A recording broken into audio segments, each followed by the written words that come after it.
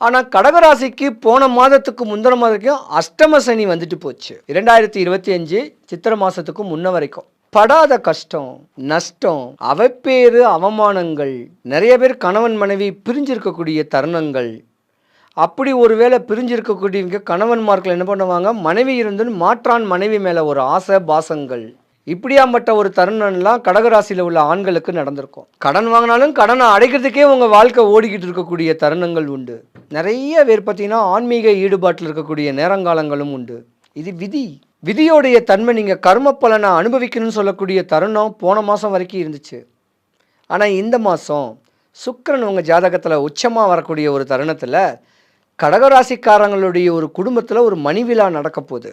போன மாதம் வரைக்கும் கடகராசிக்காரங்களுடைய குழந்தைங்க, அதாவது ஒரு 18 வயசு 25 வயசு அந்த வேஜ் இருக்கக்கூடிய கடகராசியோடைய பிள்ளைங்க உங்கள் பேச்சையே கேட்க மாட்டாங்க. நானே ராஜா நானே வந்திருக்கக்கூடிய கடகராசிக்காரங்களுடைய பிள்ளைங்க இப்போ நல்ல நிலைமைக்கு வர வாய்ப்பு இருக்குது. உங்கள் வீட்டில் தாங்க சுபகாரியங்கள் நடக்க போகுது. ஏன்னா ராசிக்கு 12வது வீட்டில் தான் குரு பகவானுடைய பெயர்ச்சி. கடகராசிக்கு மேன்மை வரக்கூடிய ஒரு தருணம் இந்த மாதம் உண்டு.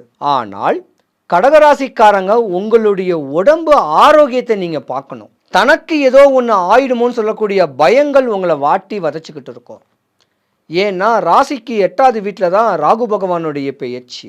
6, 8, 10, 12 துர்ஸ்தானம். அப்போ 8ஆம் இடத்துல ராகு பகவான் இருக்கிறனால உங்களுடைய ஆரோக்கியத்தை பாருங்க. தனிமையாக இருங்க. ஒரு 40 வயசுக்கு மேலே இருக்கிறவங்க உங்களுடைய உடல் தன்மையை பாருங்க.